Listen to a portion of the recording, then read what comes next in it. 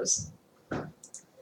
Hi, and welcome to Open Till Midnight. Hey. It's a web show. We talk about sex and current events and politics, and at the moment we've just been talking a lot about Star Wars and specifically how characters fuck in Star Wars. Yeah.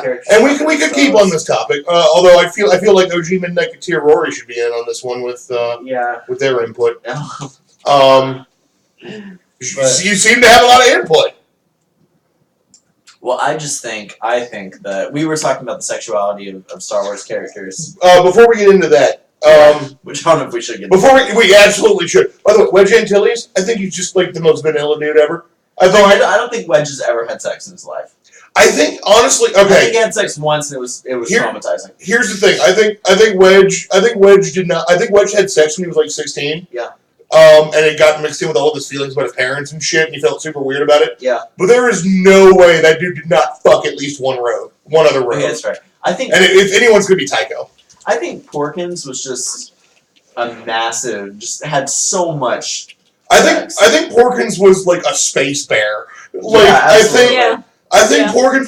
I think like literally whenever they landed on a planet, like they didn't even bother looking for him because he was just out fucking somebody. I think that Porkins is probably like it was probably around that time like when you were like in the rogues like that where like you really didn't talk about your sexuality that much and like. I think nobody, like, especially like and everyone kind of knew he was, but like they didn't really, they were cool with it. When you look at like the pre-Yavin rebellion, you got Garvin Drace, you got Biggs, you got Porkins, Hobby's in there, but even though Hobby wasn't there for the Yavin attack. I also really love that the EU turned like Porkins, who was like sort of a really fun character. I didn't. We had a conversation a while back about Porkins, and I didn't know that much about him, except that I knew that your screen name at one point was Son of Porkins. Yep. So it was really cool. So I read more about Porkins. He was a badass. And like they like made him into an awesome character. Like, he has a really cool background now. Him, Pops, Garvin Drace, who was Red One, Red Leader, and Zev Sineska, who was the one who found Han and Luke, on Hoth, and then got shot down later. They like all of these characters. They actually put like, and as best I can tell, a lot of the story came from No Joke, the collectible card game. Yeah, the people putting together like the collectible card game were the ones that established a lot of the canon and shit these characters. There was actually a fucking contest. Do you remember in Return of the Jedi? Yeah. He was an X-wing pilot. He was black. He said she's gonna blow, and then like his ship went because I think like one of the shield domes for an Imperial Star Destroyer exploded. His name was Grizz Fricks. Yeah. He had severe post-traumatic stress. I'm sure. To the point where he didn't fly combat missions anymore, but because like this huge indoor offensive was coming up, they grabbed literally everyone. So he was a young hotshot pilot who got real strung out real quick when he was young, and like went to like piloting freighters and always kind of resented it. Yeah. And then like, he was afraid of his big chance when it finally came, but he decided to try and do it and died. Yeah. And like it was just kind of like existentially like morbid and depressing. And like, and they're like, that's the story we're going with. I'm like, good, awesome, cool. It makes me wonder. Let's say that. Like, there's been a lot of push to, like, have, like, a trans character or something like that in the next Star Wars movie. Mm-hmm. And if that did come into fruition, what they would do for, like, a backstory for a character like that. What I would love, and this is coming from a cis perspective, so but what I would love is if they're just one of the team. Me too. I don't want it to be, like, this whole, like, story of awakening. I just would love it to be, like... What would be neat is if they wanted to address their transition, which I honestly they should, and I expect them to. If they were going to, I would like to see their transition done in a narrative that you can do in like not where they start transitioning and they do so with their family or friends who are totally down with it, but they realize during their transition that like there's a big angry galaxy out there who might not be cool with it, so they join up with the rebellion and stuff like that. I would like to see that rather than I think what becomes the trans narrative a lot of times in media which is my transition is all there is to me. I am the trans character. Exactly. Yeah. The rebellion did. We talked about all these backstories that got applied. Yeah. Wedge's family ran a fueling station. Yeah. When the Imperials stopped patrolling, pirates inevitably came. Mm-hmm. Wedge blamed the pirates, killed them. Yeah. But then one of his buddies was like, the Empire could stop. But he listened to the angel of his better nature. Biggs and Hobby took over a ship. Like them realizing the Empire has to be fought against is typically those characters' turns. You know what I mean? So I'd like to see that in the trans character. And I think one thing that you can give Star Wars a lot of credit for, it's not like they meant to do it, but it kind of just happened that like Star Wars, the universe, sort of is this like post-gender kind of world to a certain extent. I mean, there were female pilots who got cut yeah. from the Return of the Jedi final cut. There was a lot of the Battle of Endor that ended up on the cutting room floor. Yeah. That X-wing behind. Remember the Arvel Krennic, the guy who like spins his A-wing into the fucking Superstar Destroyer, like fuck all you assholes. Yeah. That was a female pilot behind him in the X-wing. And there's some stuff in the EU even saying that, like the Jedi Council weren't necessarily. Yeah. They didn't get it. Yeah. Even like for all of the shitty xenophobia of the Empire. Yeah. Like they also point out how backwards they were on gender in a lot of places, as a specific point where people are like, "Isn't this fucked up?" Like people in the universe realize that the Empire's being kind of fucked up in that regard. Yeah. I do like that the lack of diversity is called out as a problem on many, many tiers. Mm-hmm. Addressing that same thing, like race is an issue for the Empire. Now, oftentimes they address that through like just aliens. Yeah. But like, I'm pretty sure in the EU Lando stuff, he points out, he's like, yeah, they're not taking me.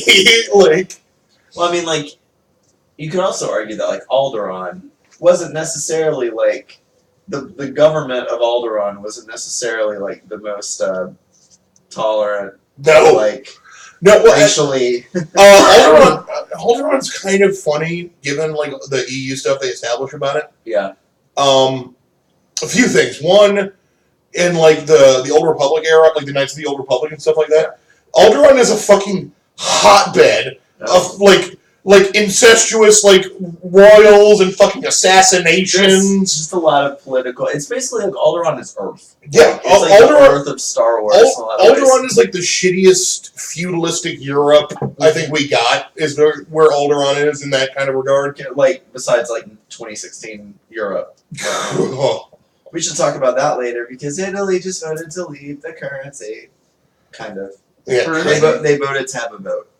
They voted to have a referendum on leaving the euro. Which, if they leave the euro, then they'll leave. Yeah, that's pretty much leave the EU. Yeah. So and the French elections are in 3 months, and Austria did not elect a Nazi.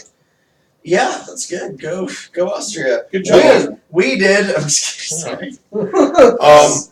Allegedly. No, I'm kidding. We didn't elect a Nazi. But no. Actually, to be honest, I've been actually like I defended the Taiwan thing, Trump taking a phone call. I defended the Taiwan thing vehemently on Facebook in the past 3 days, and I have made no friends. So yeah. No, I kind of get where you're coming. I don't agree. Was my initial reaction was bad. Brian can attest to it because I was in the car like, what? But then I started thinking about it, and I actually had like a lot of like, sort of, I don't know. I have my own opinions about it. Once again, great to recognize the government of Taiwan. Yeah. Wrong way to do it. I don't know what the best way to do it is. Whenever you've been rallying in rhetoric against China, the entire election period. Yeah, before we get too far away from it, and before you Star Wars. Well, oh yeah. Go ahead. And before you even get into office. Yeah. Well, strategically take a phone call from the government of Taiwan? You know, I guess my perspective on it is this: there's a lot of things I don't like about Trump, obviously, but I kind of like the ballsiness of that. I kind of like just being like, I mean, like taking a phone call from a world leader is not going. That's so crazy that like that affects foreign policy like any crazy way. Like we give billions of dollars to Taiwan. We have a military base on Taiwan. We've done this crazy like behind closed doors foreign policy thing with Taiwan now for decades. And up until Jimmy Carter, it was the opinion. It was like the position of the United States that the Republic of Taiwan was, or excuse me, the Republic of China, which is now Taiwan, was the official government of China, and we didn't believe in one China policy.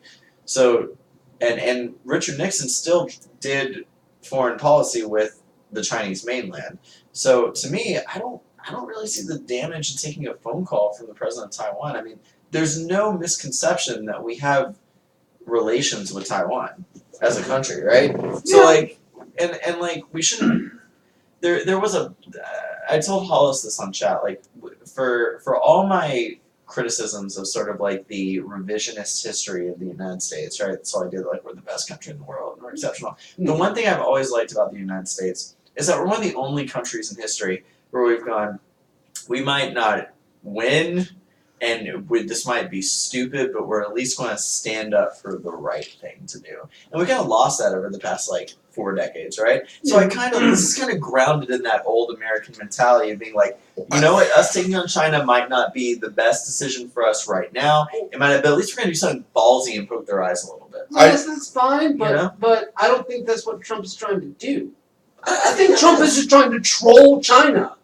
Honestly, the same way he's been talking about all the trade relations. No, And I think intent counts here, and I think disagree. I think there was something that was really stoic about what happened, and I'm not saying that. And it was the press release. I think if Trump wanted to raise up the hearts and spirits of America by hearkening back to ideals we believe we had, he wouldn't want to put Muslims on a fucking list. Well, I'm not gonna say like I'm not gonna defend him like being like saying fucking crazy shit. No, and that's what I'm saying. I'm saying intent matters here. Sure. He didn't do it.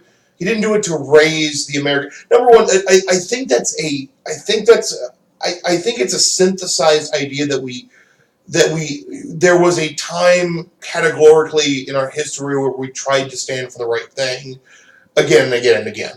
Like, because when was it? I mean, was it when we had Japanese, internment camps? See, I can't. Was it Upton Sinclair's The Jungle? I mean, I think that you can say like we've done things in our history that have been standing up for the right thing that a lot of other nations during the time period that we've been a country didn't do, and you can also say like, but we were also doing shitty things while we were doing that. It doesn't negate the good things that we were doing. It's just you have to look at things like That's fair. So like, I think that like, I don't necessarily think that Trump is trolling, even though he is trolling them, but I think that there's a lot of stoic things behind the Taiwanese phone call that a lot of people are missing. It wasn't a faux pas. It wasn't like he took the phone call not realizing like it would shake up. Yeah, like he was like halfway through a mouth of chicken wing. Yeah. Well, Kaihu! I mean, like, if you listen to like some people in the media, they'd be like, he just didn't read his briefings, and he didn't know that like taking this phone call was gonna like upset the balance of Asia. And I'm like, well, that's not true, because like if you look at the press release they put out right after that phone call, he referred to her as the president of Taiwan, which in and of itself is an incredibly like that's just something that we haven't done for like 4 decades. So that was a calculated, intentional thing. And he did get a briefing from the State Department saying, hey, we strongly advise you not to take this. Of the 17 he missed. Well, okay. I'm not defending. I mean, I'm as much a critic of Trump as you are. No, I get it. But I have to be objective in defending. Like, I can't just hate every single thing. Sure. Let me say, the one, I can't believe I'm fucking saying this. Mm-hmm. The one cogent tweet I've read from the man in the past year and a half, because the broke clock's got to be right. Also, you just said cogent tweet, which shows you where we're at. Right. Was that he said, weird how I can't take a phone call from Taiwan, but we can sell them weapons Well, for years. that was my perspective, and also it's not the worst thing to back Taiwan. I mean, us empowering Taiwan is basically an endorsement of democracy in China, and any endorsement that we do of Taiwan weakens the Communist Party's hold on China, which is a good thing for the United States. So, fuck yeah! I mean, look, it's I believe gutsy, you mean it's China. China. I just think that it's not the worst thing to do. It was ballsy. It could destabilize the region. It can endanger our relations with China. I acknowledge all of that, but it was the right thing to do, and I like that. So, I mean, there's a litany of things that he hasn't done that would be the right thing to do. But in the situation of Taiwan, we should have never broken off relations with Taiwan in '78, No, and so I think it's admirable that we're engaging them in a way. Not only just saying like we spoke to the leadership in Taiwan today. Like he went out and he put a fucking press release out that said I spoke to the president of Taiwan, which is like that's some ballsy shit. That's the thing, though, is that he can be ballsy as he wants. I like ballsy. ballsy. I like ballsy too. I Ballsy would- with substance behind it. yeah, I like That's ballsy some when. substantive shit though. No, Like, it is, but who's okay, What's the follow through? exactly? What's the follow The through? follow through is that we stopped doing this like shadow diplomacy bullshit that we've done in the Asian theater for the past 20 years now. I mean, like, we give shit to Taiwan. There's no one on earth that's gonna be like, holy fuck, the United States is talking to Taiwan? Like, everyone fucking knows that we talk to Taiwan. All he's doing is saying, like, China, go fuck yourself, you're not gonna bully us into not taking a fucking phone call. And, like, you still need to trade with us. We still need to trade with you. We're also acknowledging that there's these people here who, by the way, their economy does 50 times better than yours because you let them have like elections and corporations, which you know, and Other people. ugh. I'm not defending the Republican byline. I'm just saying, like, you know, it. I mean, no one would dispute that Taiwan is one of the most successful, like, civilizations on Earth right now. Like, because they do capitalism and democracy better than the United States does capitalism and democracy. They do it. if I this mean- month is any indication. I'm just saying. I think that acknowledging Taiwan. I think there's a reason for that. I think his tweet even had substance behind like what he was saying. He was saying that we already engaged Taiwan. Why the fuck should we like not Pretend take a we phone don't? call? I mean, And I agree with that. It's so silly. The whole like. He's absolutely right. But you know, does he have a substantive plan to move forward, assisting both Taiwan and China? Because I don't know. But and that's the thing. I think because I've seen it. I've seen similar arguments to yours, and I do agree about Taiwan. But it also look, a lot of this narrative function tends to leave China sounding like Skeletor when they're not. You know the Well, but how much of that is because we're afraid? You know, we're chastising Trump for taking a phone call from China right now. That's my thing. Like Taiwan. That's or from Taiwan. I mean, that's the thing. How are we not gonna like de-escalate China's status as Skeletor if we're not gonna be like, hey, China's angry that we took a phone call. Well, they can go fuck themselves. Right. Seriously, like if they're angry that we took a phone call, then like, and we're like, I mean, it's just so stupid. You know, all these people are like, I can't believe Trump took the phone call. It's going to de-escalate. There's not a single person in this discussion that has said, like, I can't believe Trump took the phone call because I don't believe Taiwan is a legitimate civilization. right. No one's saying that. The only narrative behind this has been, I can't believe Trump took the phone call because China might be angry. And Right. it's like, but Well, like, it's hard to fault people for feeling China is scary, well, considering that's the narrative we've been but we should we just get fed. But there has to Force-fed. be a point where you stand up to bully. And I was so angry at George Takei because he was saying like next Trump is going to dissuade China's fears by sitting down with the Dalai Lama and arguing for free Tibet. And I was like, Yes, good. was like, well, maybe he should do that because like why all of a sudden is it like, oh, that would be fucking reckless if. I'm just saying this, like, if Obama during his first or second term either had been like, I just got off the phone with the president of Taiwan, people would be like, that's ballsy. Yeah. You go, Mr. President. Absolutely, and Yeah. and I think And that's the thing. Because really, if at face value, what is the difference between what Trump just did with Taiwan and what Obama did with Cuba? Right. I think the big problem that people have with this whole Taiwan thing, if you get down to brass tacks, past just, assuming Trump can do no right. Yeah. You know what I mean? I think the big problem with this whole Taiwan thing is that it disrupts business as usual.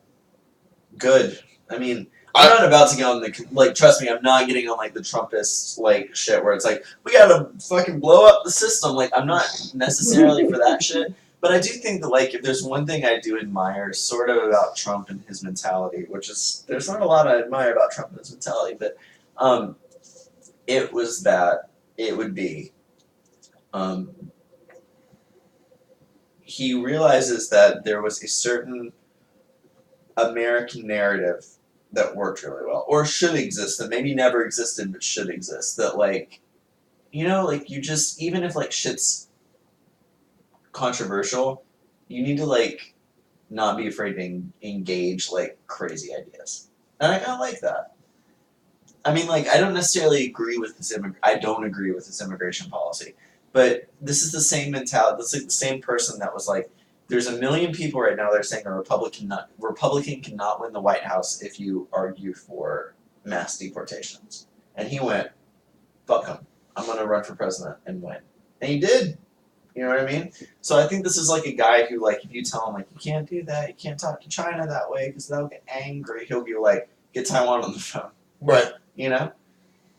Because this is the most inconsequential. Well, and also, one of my biggest things when, you and I discussed this in days past was, if he wants that narrative, get on the phone with the Ukrainian leadership. Well, I hope he does. Tell Russia to get the fuck back into their own neighborhood. And it's not going to happen because I don't think it's the narrative he wants to push. Well, I also think that there's what I told you online when we were talking was I think there's a big difference between the Russian theater and the Chinese theater. I really do think so. We're talking about two areas where there's a lot of commercial interest that causes. And there's a lot of, feelings about military escalation that cause a sort of cold panic. I think they're more dissimilar. I think they're more similar than you're giving them credit for. Well, look, I think Putin's an asshole, but I think that to a certain extent, Putin is restricted by the existence of NATO. Right? Right? I mean, he's not going to go rolling into Georgia tomorrow and be like, this is mine. I mean, he might, he tried it in Georgia. He went into Georgia, but, that country's still a country. You know what I mean? So I'm saying that, and he knows that, because, if he went and invaded 3 countries and, took them all over, and I mean, really invaded them, not, take, 3 towns in, the corner of the Ukraine and, Well, it's not. You say that, which I'm not. He took the harbor, which is a big. Sure, and I'm not. For example, if he took Boston, you were just I'm not downplaying the fact that what he did was egregious, but I'm saying that the theaters are different because he does have somewhat of a threat because there was this whole Cold War era institution that was established to keep Russia in check, right? Which still exists to a certain extent, right? In China, we don't really have an Asian defense anymore. We're allied with South Korea and Japan, but if something happens with them, they'll go hey guys, do you want to help us out? And we'll be I guess if we have time, guys, but we're not bound to anything like we are in Europe, So the fact is that I wouldn't mind the United States entering into this era with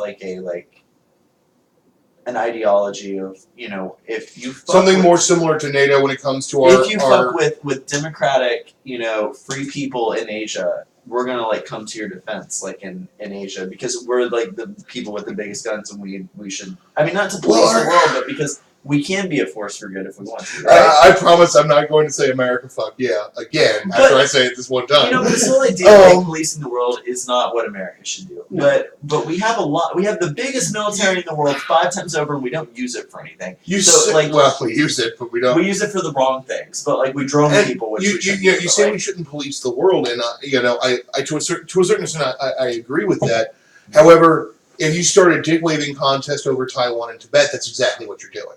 Well, if there was ever any if there was anyone worth waving dick over, I'd say Taiwan and Tibet could use the dick wave. Well, I think that we've been silent on Tibet and Taiwan for way too long, and that's why I'm so stoked about this. Not necessarily because it's like we're going about it, maybe not in the most clear cut way, but at least not the most clear cut way. Well, I mean, but like the least clear cut way. I disagree with that. I think that. What is so consequential about a phone call? That's like whatever. Precisely. What's so consequential about a phone call? What does it add up to tactically or strategically? Because it shows that we're willing to acknowledge that's the political equivalent of a pink ribbon for breast cancer awareness. No, it's not. Well, but that's the thing. You can't argue Trump just blew up Asian policy. I wasn't arguing Trump blew up Asian policy. I know you're not, but some people are. That's fair. So some people are Trump just blew up Asia, and I'm you took a fucking phone call. You want to talk about the beginning, Kissinger democracy for all its horrible flaws. At least you can say it's about doing things that are inconsequential that add up to a lot of consequence. Right. It's and you can say plenty bad about Kissinger. Oh, I could talk for hours about why I disagree. Kissinger's why we're in this mess now. But yeah. But fuck you, Kissinger. Seems let's engage China. Yeah. Womp womp. Yeah. So no, I just think that. Look, I think it was kind of a smart move. It's a phone call isn't going to hurt anyone. Okay, this is the fundamental disconnect. I don't think it was a smart move. I agree it was gutsy. Yeah.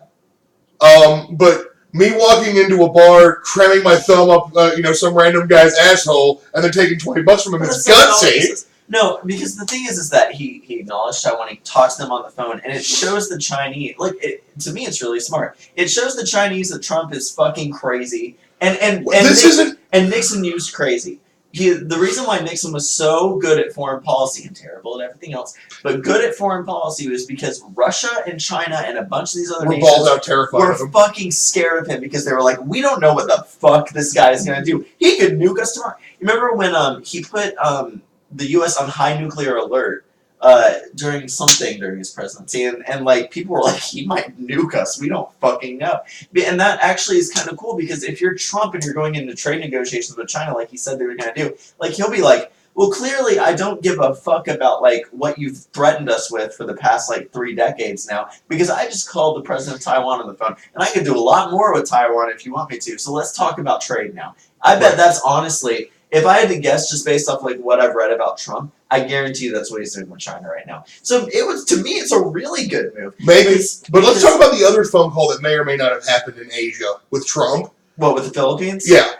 The reason why I don't trust that over. You can't trust Duarte as far as you can fucking throw him. The only person to acknowledge that phone call and the contents of it was that dude. Trump's people have been we talked to a bunch of world leaders. Which can they? If they confirm that we did not speak to him, I feel a lot fucking better because the dude's fucking his answer for drug rehabilitation and reform comes from the barrel of a fucking gun. Well, Obama speaks with him. So yeah, I'm not fucking jazzed about that. And we've got to get out of that fucking. Let's get out of that fucking pothole right now. I am not jazzed about a lot of shit Obama did.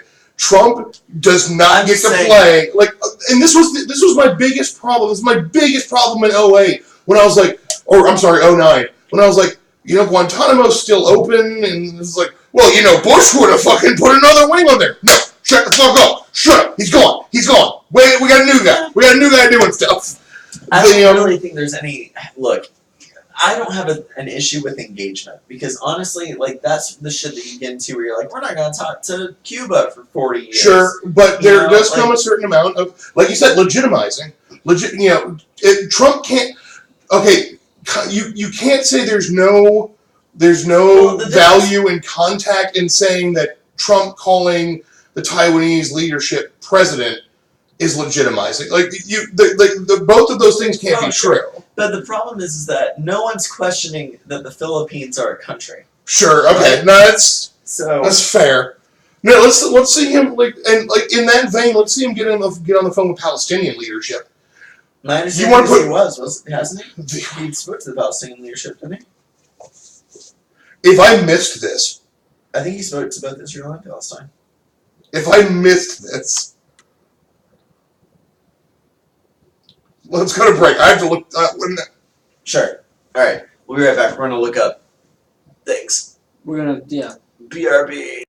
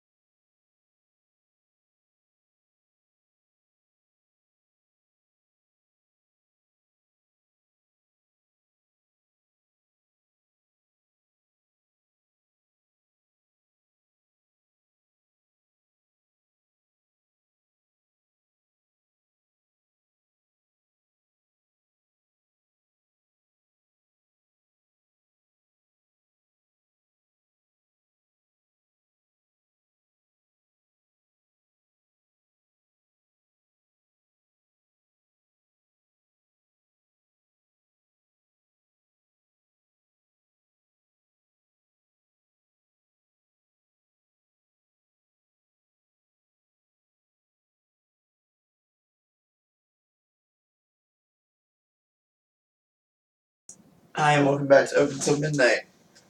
We're all gay. Oh, I wanted to. Me and my buddy were talking about Star Wars AUs earlier today. Yeah. And here, we just this one thing.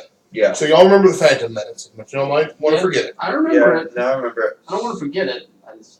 In the Darth Maul fight with Qui-Gon Jinn and Obi-Wan. Yeah. The reason they get separated to begin with, they start going through that laser hallway that makes no fucking sense. Yeah. But the original reason was, while Darth Maul was following a pretty specific pattern. He was on the defensive when they were both fighting him. He'd separate one away and then go on the offensive. Yeah. Well, he did that to Obi-Wan. He kicked him away. And Obi-Wan just did not roll with the fucking kick at all. It totally, it was a bad, in D&D terms, it was Maul got a really good, fucking combat check in, and just Obi-Wan did not save against it. If that one kick was different, because that one kick was what separated. Remember, at the end, one door separated Obi-Wan from fucking Qui-Gon. Yeah.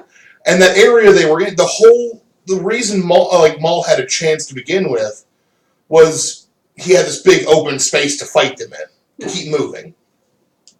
Well, that last room was pretty small.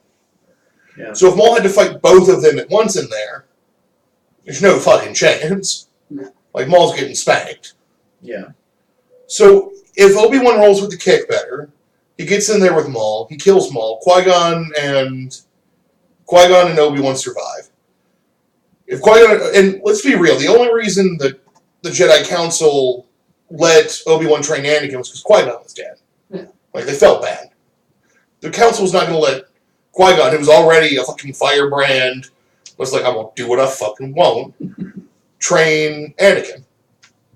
So they would have told him no. And Qui-Gon just would have been like,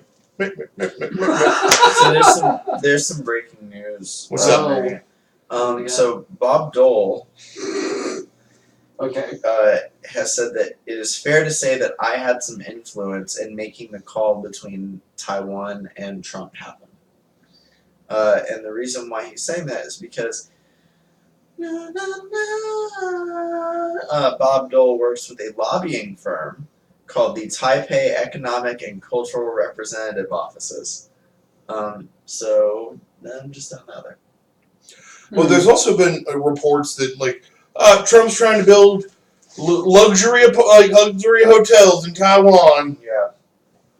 So at this point, I just need fucking citation for everything. Yeah. Anyway, The Phantom Menace is the best movie ever made. No. But the Citizen Kane of Citizen Kane's. Citizen Jar Jar. Nope. Take his hand, Total Jar Jar. Oh, well, yes, that he was clearly a total Jar Jar. Total Jar Jar. Clearly Jar Jar. But no, if The Qui-Gon Death Stranding of movies. Oh God! Do not compare Death Stranding. the what? The fucking hole I have gone down with Death Stranding in the past. The fuck is Death Stranding? Kojima's new game. What? Remember we Kojima's talked new game. around E3. Oh, Norman Reedus. Yes. Norman Yes. Reedus and Hannibal Impreg Adventure. Yo, it's called Reedus Fetus. No. If we don't call it Reedus Fetus. We've got new developments. So Brian showed me the trailer. Remember the trailer that we watched together for Death Stranding? Norman Reedus. With Norman Reedus and the fetus? And the baby and You mean whatnot. Reedus Fetus? Yes, Reedus Fetus. Yes, I do remember the trailer for Reedus Fetus. Did you heard that they put out another trailer, right? At the Game Awards over the weekend, they opened the show with the second trailer for Death Stranding, Very cool, right? which did not feature Norman Reedus at all. Which is interesting. And then Brian told me today, have you watched the second trailer? And I went, yeah, I saw that. And he's like, have you watched both trailers side by side? Yes. No. Now, before we even get to that, though, there's a good amount of stuff to unpack from the second trailer by itself. Alright, so. Because you have Guillermo del Toro modeled in the trailer, the same way Norman Reedus was, carrying this, weird, plastic container thing in the midst of, this weird, mucky-looking area, like Eastern Europe sort of thing. Yeah. Similar, beach, footprints and oily shit everywhere. And he's carrying this thing, and there's, a tank with, fucking innards falling off of it driving by. And he's, just sitting there, and he hooks a tube up to it. And then a fetus appears inside of the tube, inside of the jar that he hooks the tube to. Crazy shit.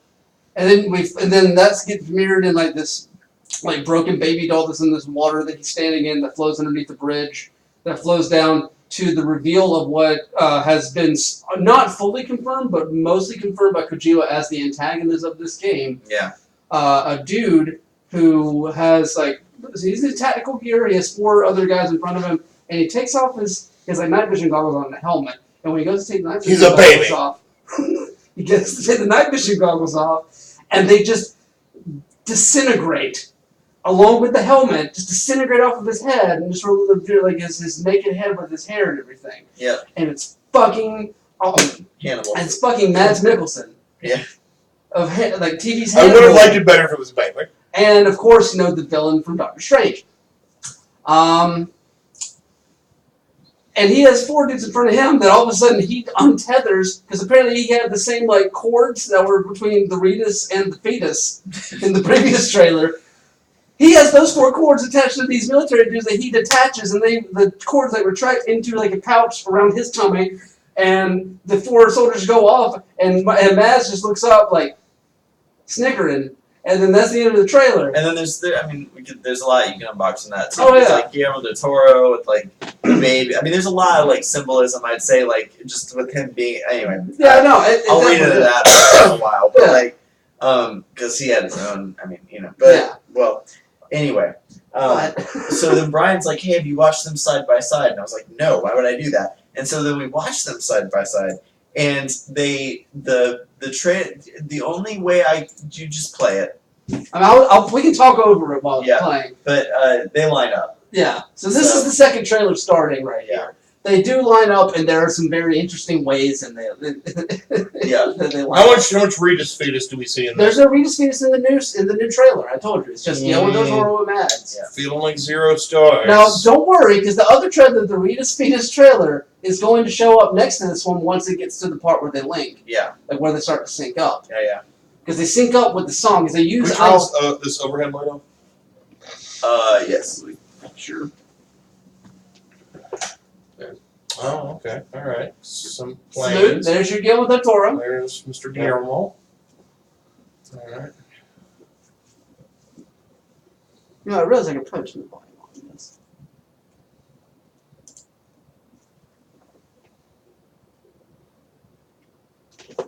Oh no. No, we're good.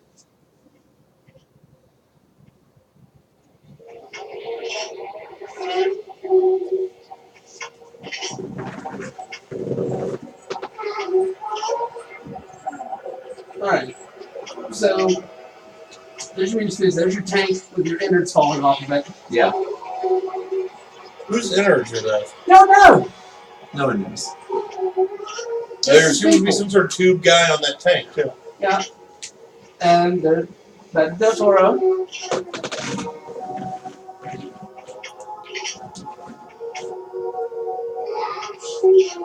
Alright, so Retus has his fetus. Mm-hmm. Del Toro has his jar.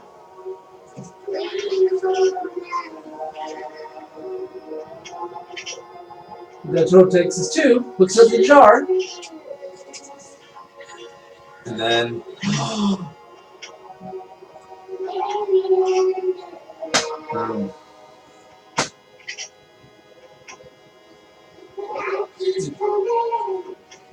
Yeah. There's a lot of dog tags right in this mess. Oh, you want to know some other part of those dog tags? Hmm. They have quantum equations written on them. Oh really? Yeah. One of them is like the quantum, I can't remember the actual function, but it's the one that predicts how electrons react in relativity. And the other one is basically calculating the minimum radius of a black hole. Oh.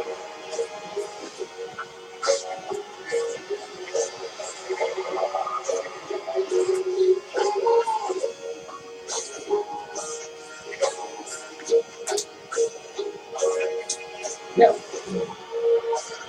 That's Stranding. Yeah. And then the second trailer just keeps going. It's a bit longer, but this is where you get your Mads Mikkelsen reveal here in a second.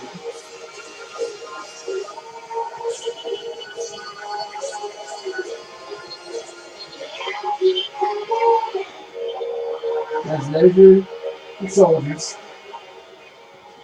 And up. This is it, man.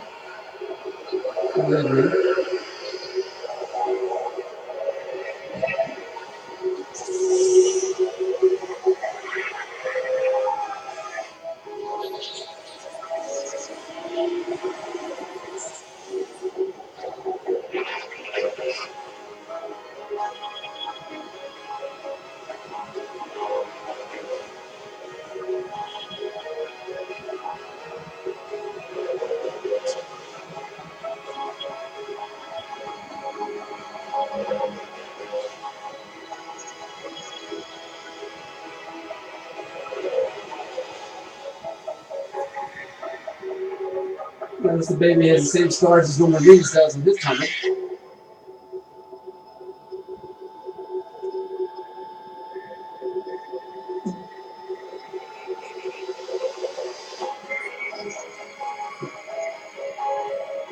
So what do I think this means for Rita's Thetis? I think I don't understand any of like what we just watched. But I mean, I do, but like, yeah, it's just a bunch of visuals right now to me. Still, yeah. Sorry. No. I mean, basically, that's all they really have to go off of right now because they There's basically. not a lot I'm like interpreting from it, you know. No, I mean, basically, the only information we have on the game so far is that in some way, Guillermo del Toro is involved, and from what I've heard from Kojima held a panel specifically on Death Stranding at the PlayStation Experience over the weekend. Yeah. Mm-hmm. And the only big details about the game that come out from that panel were that they chose an engine. Now that trailer was actually real time in engine. Oh wow. That they produced. They're using the same. They're Kojima Productions and Guerrilla Games are working together to iterate and produce a gaming engine that has been named Decima. Okay. It's the same engine. It's basically the same engine Guerrilla's been using for most of their games, which they were the people that did Killzone. Yeah. All the Killzone games. They are also the people doing Horizon Zero Dawn that's coming out in February. Cool. And basically Kojima hooked up with them and began working with their engine, and they both began iterating on the engine together, and they decided to name the engine. They announced the name of the engine at PlayStation Experience. Oh, cool. So, and it looks outstanding. Yeah. Del Toro, he's modeled for the game, like he's been scanned in, but Kojima was saying that he didn't want to take away from his film commitment, so he's probably not going to be a full-fledged character. He said there's going to be another person taking on the role that Del Toro had in the trailer. Yeah. But, it was just a nice little thing for him to do for Del Toro. And who knows, Del Toro scanned in, so he could potentially show up somewhere else in the game as someone else. Yeah. But he also basically didn't outright confirm, basically confirmed that Mads is their antagonist, Norman Reedus is the playable character. That's really cool. There's been a leaked poster for the Rogue One sequel. Sequel? Where is this coming from? I knew that. I knew it was Oh, you butthole. Is this...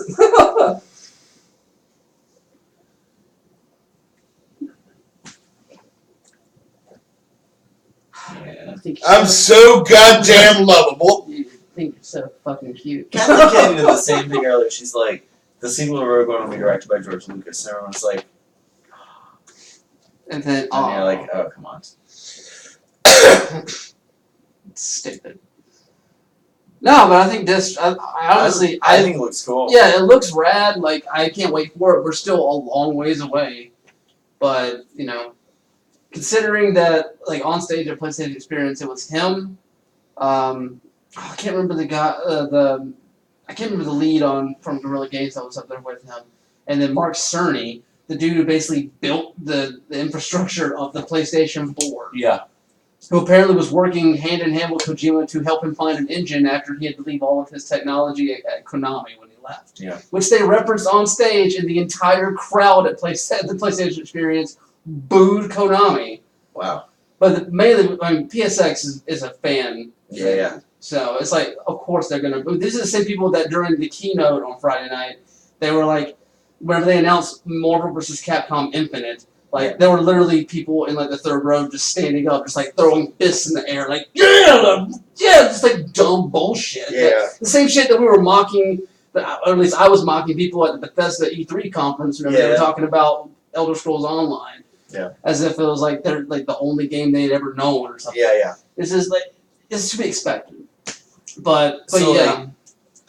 There's a lot of stuff that came out over the weekend. You gotta imagine that Kojima is probably getting like every resource at Sony right now. Oh yeah. Like, I'm sure that he's like their best friend at the moment. So. Like I said, like him and Cerny went around for like a 2-3 week period specifically to find Konami an engine to work with. Yeah.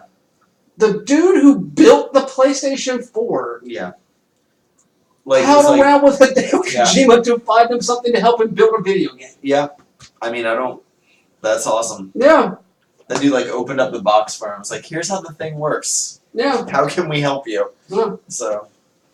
Also, apparently, whenever Kojima apparently whenever he met with the people at Guerrilla Games, the first thing they did was offer him a box. Yeah. Like a gold box, like Guerrilla Games logos on it and everything. Yeah. And he opened it up, and inside was a flash drive. Yeah. And they're like, what's on the flash drive? Like, oh, that's our source code. Wow. They offered him a box with their fucking source code in it. Wow. In their initial meeting with the man. Wow. So if that tells you about any kind of excitement or commitment to work with them. Yeah. I mean, it's right there on the fucking table. Like, I can't wait to see what comes of this. I mean, we're still at least 3 years away from this thing being done. You think so? Oh, yeah. Knowing how Kojima works? Yeah. That is going to be the biggest hype machine ever. There's no way he can live up to that hype. Like, I think he's... They said that about 5. Yeah. Said the exact thing about 5. I don't know. Man. And 4, actually. Yeah. And 3. And 2. 1 was such a game changer for the PlayStation that they said 2 would never live up to. And then 2 is also a very strange situation whenever they basically gave the bait and switch with Raiden. Yeah. As well. Which honestly I didn't really mind that though. No, I thought it was damn fine storytelling. I thought it was fun. Yeah. Then heard that Raiden was easy on the ass. Not a fan of the hair. Yeah, you wouldn't be. No. Swear. Sorry, I don't watch garbage anime. I do. I've been watching so much goddamn garbage anime. The thing is, I often will turn on the playlist and like sort of fade in and out. Mm-hmm. So I don't know what half of them are called. And trying to Google it is just no fucking good. Yeah. Is this one about a baseball team or a demon hunter? Yes. There you go. Yeah. I'm just like, baseball team, everyone gay, also has laser eyes. that one shy one is cute. Everyone gay. It's just a Yeah, don't just type in baseball team, everyone gay. Actually, you might want to. You might want to. Look at me. Yeah. You might want to. Come on now. Oh, I didn't hear about that.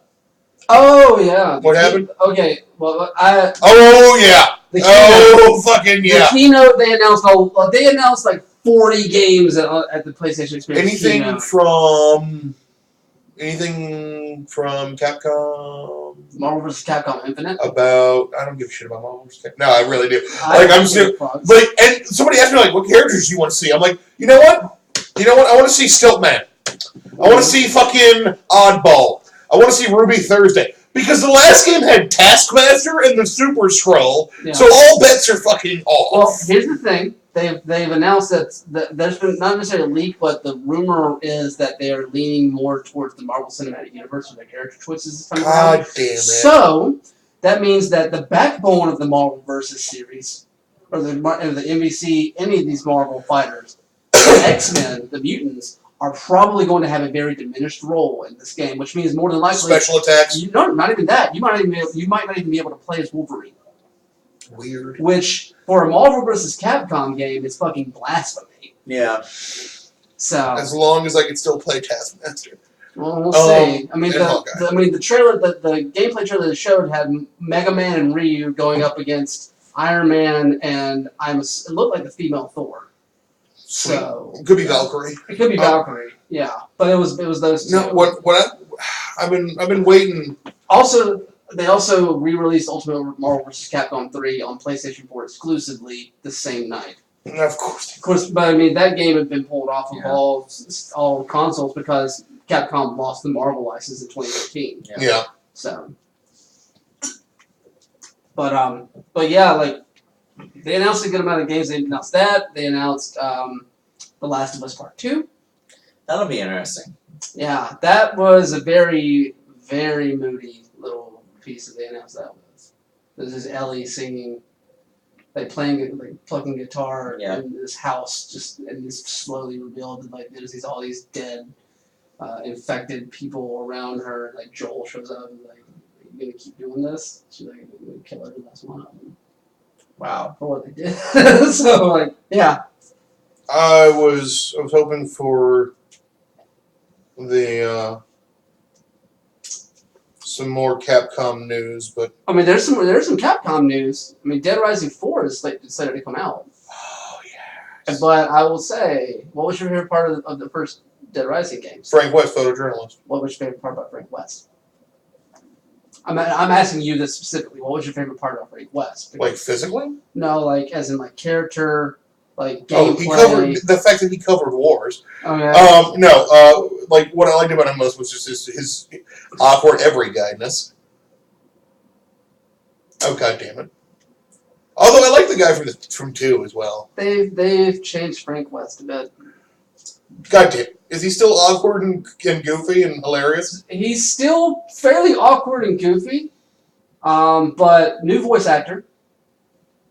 And he's but kind of written more like a smart-ass John McClane type Hmm. than an everyman. Although I will say this, there's a selfie mode with your camera now.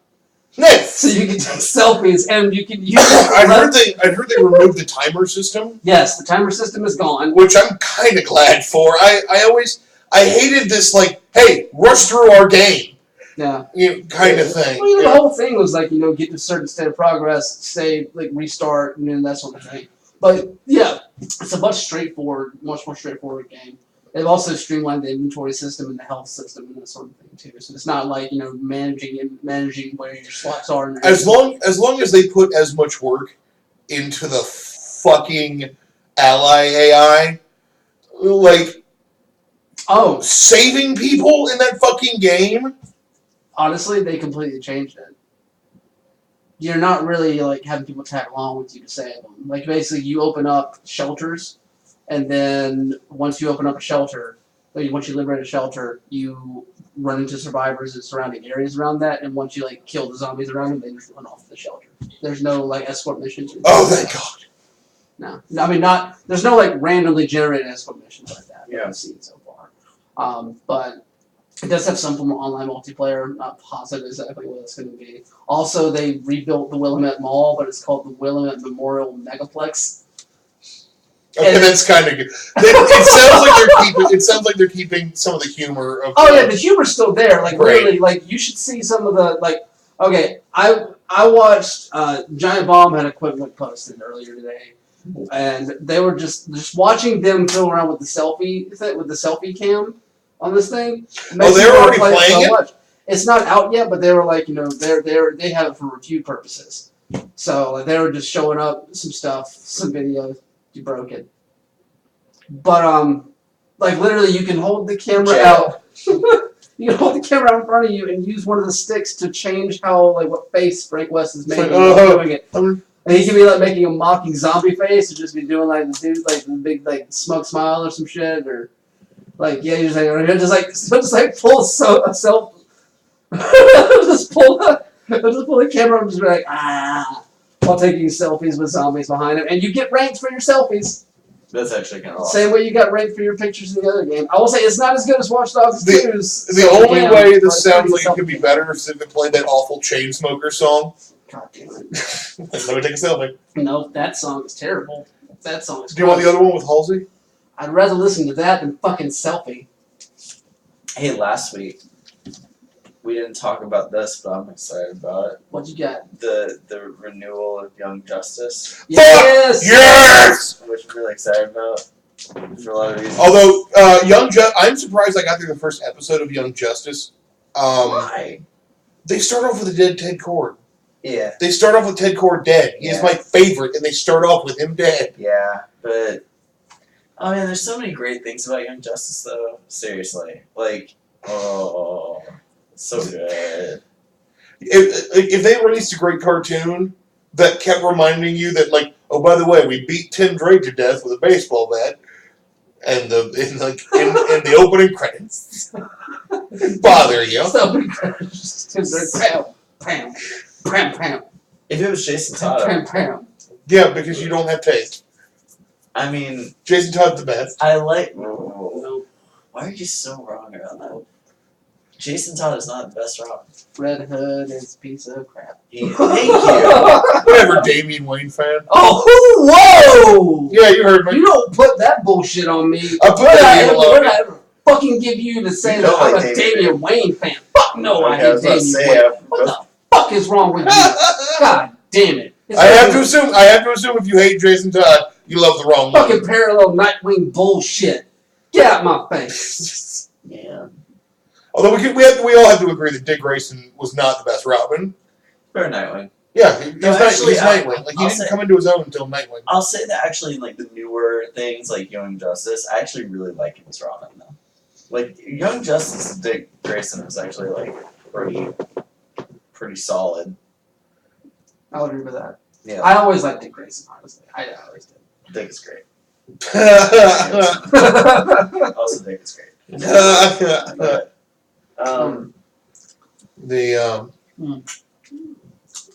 also I have this whole like theory now that like Marsha Stephanie Man- Brown. Yeah. She's trans. Is she? I would just say yeah, for sure. I think her whole narrative on Young Justice is very like meh. She has this whole like storyline on Young Justice where not Stephanie, fucking Martian Manhunter's daughter. Oh my god. Boom. We had this whole thing. There's a whole episode in Young Justice where she's like, people see the real me, they won't like me anymore. It's like I put on this like human front, and like her Martian form is like this like grotesque lumpy thing. And she's like, It's because she's a white Martian. yeah, John is a green Martian. yeah. White Martians were the ones who basically eradicated the green Martians, and then either died out or got stuck somewhere. It gets convoluted. Yeah. But yeah, I can see your point. How I can see how that would syncopate. The point is, Jason Todd, that's Robin. Oh god damn it. Jason Todd is not the best Robin. How Jason Todd many- is a whiny little bitch. How many times have we had this argument? They He'll never change. I never understand exactly why you like Jason Todd. I mean, it's like, is it just because he's like sad all the time, and he's like complains that like Bruce forgot about him all the time? Well, number one, he was unfairly murdered because there That doesn't was make him a good Robin. very clearly vote counting. There was very clearly ballot stuffing. That's fair. Yeah, Like definitely he, fair. I mean, okay, like he was. And he was honestly, I barely liked him. Robin. I liked him a lot as Robin because more so, I'd say, because Tim sought out Batman to become Robin, and Dick required Dick requires Batman. Nightwing requires Batman in his life constantly, and I thought Jason Todd made the best definitive Robin. Like even beyond dying, coming back, which was a weird fucking thing. And Jason Todd's Robin ended up defining Batman for what felt like the longest and more definitive. Like this idea that he understood where his pride fucked up his ability to help this kid out with serious problems, but also serious potential. But like he wasn't the best. Like to me, like you gotta argue Tim because like Tim, by all means, ways, and purposes, like should have become like just as bitter as Batman. But he still had a dad for the longest but time. he used Batman as this reference point for saying like I might be angry, I might be upset like with what like has happened in my life, but you are not the person I want to become. I want to become better than what you. I'm not gonna let my like tragedy define And my at life the the way end of that it defined yours. At the end of the day, that's kind of to me is the problem with saying that Tim Drake is the best Robin. Tim Drake is a great hero, great character, great vigilante. Tim learned the most from Bruce of any Robin. Well, maybe the thing is, it's Batman and Robin, right? And Robin Robin has to exist as this counterpoint to Batman. Yeah. Nightwing is not it. Nightwing is not a counterpoint to Batman. Tim Drake is not a counterpoint to Batman. Nightwing, to a certain extent, is a counterpoint to Batman because Nightwing was birthed out of Dick's rejection from Bruce and him not being able to accept that he. I mean, also his he inability. became Nightwing because Bruce was like, "I'm not going to work with you anymore," and he was like, "But I'm awesome," because Dick is like, "But I'm the shit." And Well, also you Dick kind of made me this way. Dick also refuses to he uses Bruce the same way Tim does. So he refuses to push people away. He refuses to not have a family. Yeah. In the Titans and shit like that. But again, you've got these characters who they react pretty strongly to Batman, and they end up defining themselves a lot through their relationship with Batman. But a lot of it typically is kind of one way. Bruce doesn't change or vary a lot in his relationships with Tim and Dick the way he does with Jason. And I think that was the death. I think a big flashpoint of that was that Jason died working for him. And that has severely affected their relationship when he came back to a degree that the two were kind of inexorable from each other. And to me, that makes him the best Robin. I would say a character as a Robin has to have a sort of conduit, a circuit to Batman, that where Dick and Tim's relationships aren't that kind of fully completed circuit. No, I would say Dick had a very completed circuit with they spend so long denying one another's relationship to their detriment, and Tim wants so much to stand up on his own that he never actually he never relied on Batman to stand up on his own against. Most of Tim's rebellion was really, if you look at the subtext, it was against his father. It was against Jack. More so than it was ever Bruce. And that, again, Tim can never be the best Robin because of his father. Because his father wasn't Bruce. Jason's father, for all intents and purposes, you can argue that Jason's father was two people when it really came down to brass tacks. Past the fact that his father was, a henchman for Two-Face. I think that Jason's father was either Two-Face or Batman. I'm thinking about this now. I think that my big difference is that I don't correlate the worth of Robin to his effect on Bruce. It has to be two-way. It has to be a two-way street for Because me. the Justice League, not in every canon, but in a lot of them, were really critical of Bruce for being you employ 9-year-olds to almost kill themselves for your fucking crusade. Oh yeah, and Superman hated him for it. There's I can't remember. I think it was Flash actually who said it. But the Flash's kids had powers. Yeah. And the Justice League was trying to tell him how don't let him put on costumes. Yeah. And Batman says something about that. And Wally literally went, "I'm gonna take parenting advice from a guy who's burned through 4 Robins." Yeah. And everyone just went yeah. So so to me, it's Batman's kind of abusive. and see, this is where he is emotionally distant, and Dick and Tim and Jason have all reacted to that in different ways. I've always thought Robin was a victim of Batman. Always. I think there's some merit to that idea. So I think that I can't really be Jason left a lasting impression on Batman. I would say well, and he also died. So and then because of Batman. So that also to me makes him a great kind of character. Now, I don't think Jason should ever go back to being Robin. My thing about Bruce is this, and it's not acknowledged a lot in the comics unless you're talking not in the Gotham universe, but when you talk to when you hear other people talk about Batman and the DC universe, there's this acknowledgement that a Robin died under Bruce and he didn't stop having Robins. Yeah. He kept having. Well, he did for the longest time. Tim had to find him. Yeah. Tim started out, and again, it's sort of. Well, Tim was make me Robin, please, and Bruce was all right, cool, but But first he was no, fine, I guess. But an adult shouldn't do that.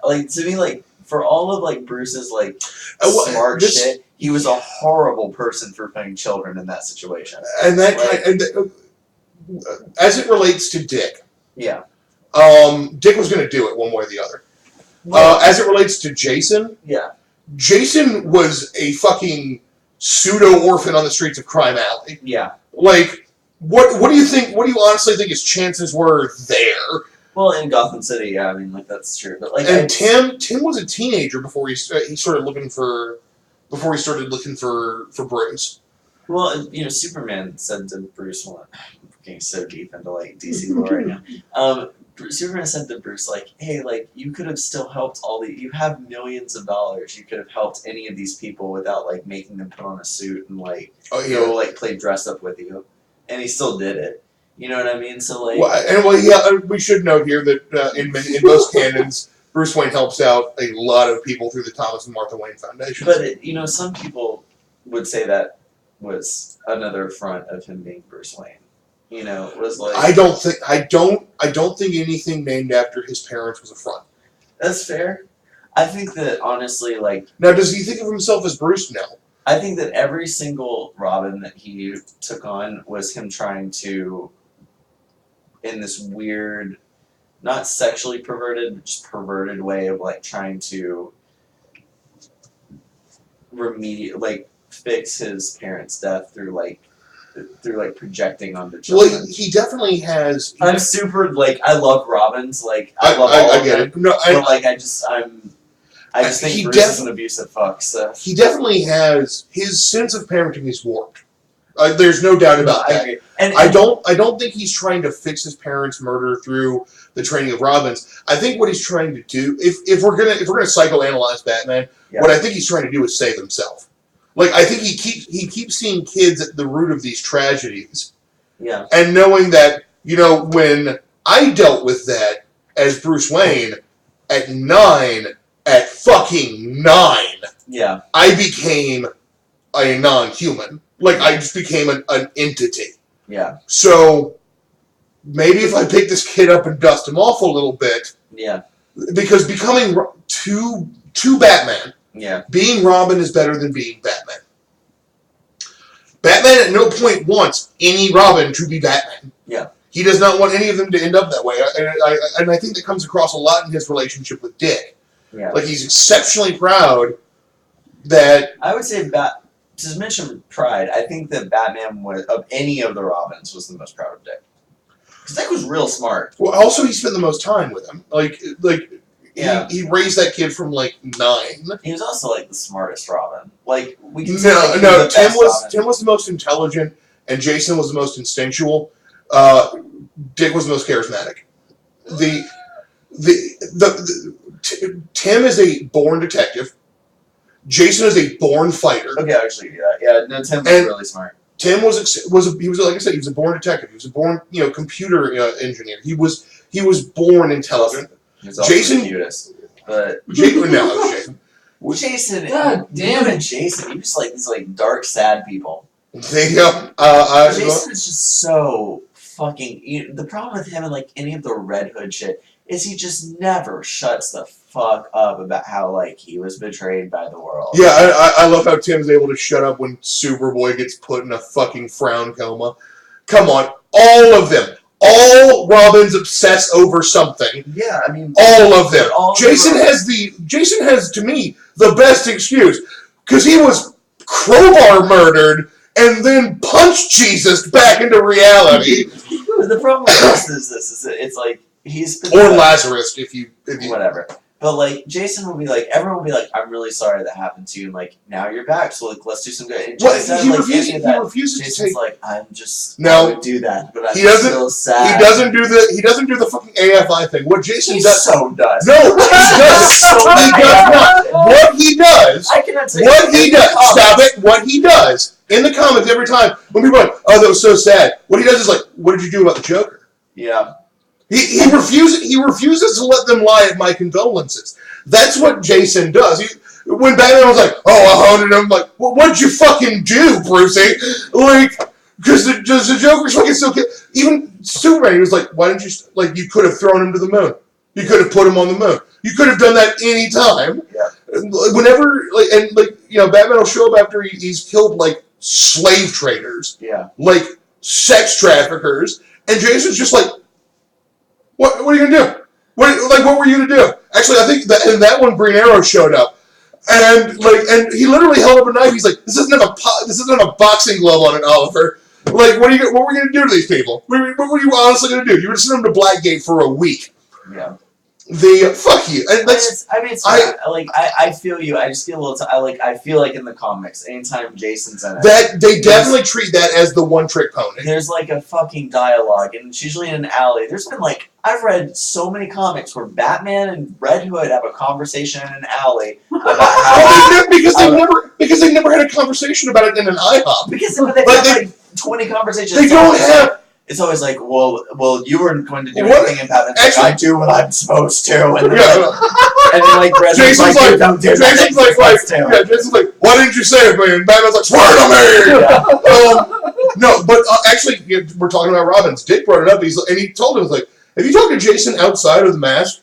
Yeah. And Bruce's like, what are you talking about? Like, have you just walked up to the guy? Yeah. Like, have you just literally just, walked up? Like, when neither of you were wearing masks or covered in blood. Well, Bruce is fucking weird because, Bruce is weird for a lot of reasons, but, he dresses like that. But, he... Number one. It took him, 5 years even to acknowledge that Nightwing was a thing. So, But he refused to even, say the name. Yeah, he was just like... And the great thing about Grayson is, he picked the one city shittier than Gotham. Yeah. Well, two. There's Bloodhaven, and then there's Hub City. Then there's the Question City, and no one fucking goes near that thing. It's like the Detroit of DC. It's super Detroit. When you make the Question, when you're responsible for making that Looney Tune, when your heroes consist of Steve Ditko creations, the Question and the Creeper, holy fucking shit, you are in trouble. Yeah. If you start seeing a Steve Ditko creation walking towards you, fucking run. They will break your arms. But this is all to say, yes, absolutely.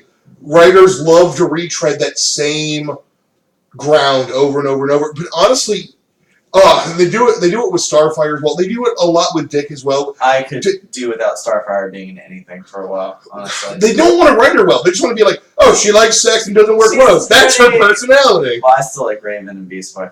That's the coolest thing. Okay, they don't really work. Okay, oh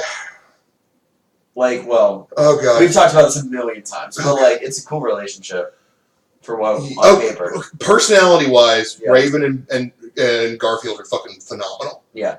The problem is dysfunctional.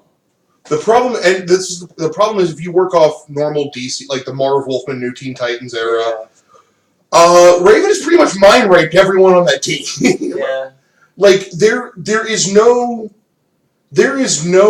way that if you take all the continuity, all the continuity that Marv Wolfman did, all the continuity from the 80s and the New Teen Titans series going forward, there is no way for those two to have a stable consensual relationship. Yeah. Now, if you retcon a bunch of shit like Jeff Johns and all the rebirth, as DC is wont to do right now, you could conceivably do it. And I really did like the way they handled those two's relationship in the Teen Titans cartoon. Yeah, it was pretty cool. Because that's about how they would be had, Raven not totally mind-fucked these people. Well, also, that was almost as much as they could do with Cartoon Network being the forum. Which, by the way, if DC is learning anything, maybe don't put your animated shows on Cartoon Network. Yeah, stop doing that. Or they'll cancel them or they'll ruin them. Unless... And then you get Teen Titans Go. Look, it's... Alright, look, I have watched several episodes of Teen Titans Go, and that stuff is hot shit in a champagne glass. It's just garbage. However, garbage. However, that Lady Legacy episode was hilarious. It was. But did you see the Lady Legacy episode? I think I did. It was the one where Raven's hoodie, or Raven's cape and cowl gets knocked off, and Cyborg starts wearing it, and he starts getting all dark and depressing. But everyone finds out that Raven has amazing legs, so she starts being a superhero based on her awesome legs, called Lady Legacy. Where she has moves like laser scissor kicks and shit like that. Also, there's a weird pervy thing going on with how attracted everyone is to her legs. but it's also hilarious and fun. That's like no one's watching like that show. Like they just like can do whatever they want. Yeah, Tara's a sociopath on that show. She's actually closer to who she is in the comics. Yeah. There's a lot of Tara love out there because of the cartoon, and Tara was a fucking sociopath murderer. And like Marv Wolfman designed her to be as tiny and adorable as she was, so it would be so fucking gut wrenching when you find out that she is a fucking stone cold murderer. Yep. All I remember is that Cyborg and Jinx were like boyfriend and girlfriend in Teen Titans Go or something. They were that in the cartoon, Yeah, technically. And again, Jinx, another weird one. They were like, we're going to make her go to the chick. She's black in the comic. Shh. Gothic great chick. Do you think that Young Justice season 3 is going to be edgy? I mean, it's already kind of an edgy show, but like for a kids cartoon. But like, do you think they're just going to be like, fuck it, people are going to watch this? It's on Netflix now. And the people that brought it back were not teenagers. So like, do you think they'll just like go like? I think we'll see more. Well, honestly, and I know this sounds weird talking about it on a show where we talk about how Star Wars characters fuck. Yeah. But the show was pretty earnest about like Artemis and Kid Flash's relationship. Yeah. Like those two lived together in the Bone Zone. Like that's just how that fucking was. I perceive some underlying sexual tension also between Kid Flash and Robin, but that's just me too. Wally and Dick is. Wally and Dick. Uh, I ship Wally and Dick so hard. well, it kind of works now. Which is super weird given how many people shipped Bart and Tim together in their Young Justice days. Yeah. But it's just kind of a weird reflection of that. But it kind of makes sense. Like it's very red Oni, blue Oni, kind of if you want to talk TV tropes. Yep. But what the fuck was that? You know what it was. Things. Yeah, I know what it is. Honestly, I would not be surprised if okay, so I think season 3 will, to quote American Dad, dip a toe. I think we'll see a lot of dip a toe. DC never dips toes well. No, well, give their animation department some credit. I do, If but any- not a lot. Because no, I won't actually. You remember that movie we saw? Of that, I put that squarely on Brian Azzarello Yeah. and David Esquire. I'm not putting that on the animation department. DC, someone in their offices should have been like, why the fuck are you releasing this to theaters? Why is Barbara Gordon fucking Batman? Yeah. I was disappointed in a lot of people that were involved in that. From Mark Hamill. I don't hold Mark. He was instrumental in that movie getting made. He should He have. was- I don't he think was- it's instrumental in getting the first half of that Thank movie you. written. He was instrumental in getting the I don't Killing know. Joke made. I don't know. Although the Killing Joke, we'll talk about it outside because I think we're out of time. We're getting close there. All I will say, yeah. Huh? None. I'm so annoyed with that movie. Oh god, it's hot garbage. But I think Young Justice season 3 is going to go for a big arc. Number one, it's going to be a big arc. Yeah. DC Animated Studios likes their season arc.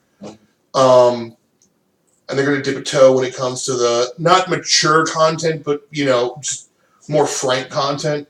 I think they realize they're going up against anime. Like their fans are fans of like anime and shit like that. Yeah. So I think we're going to see them frankly and earnestly address that same kind of shit. Same. Cool. Thanks for watching tonight. The world is ending. We'll see you tomorrow in No, our we won't. holes. Bye. Play Let It Die. Bye. Play Let It Die.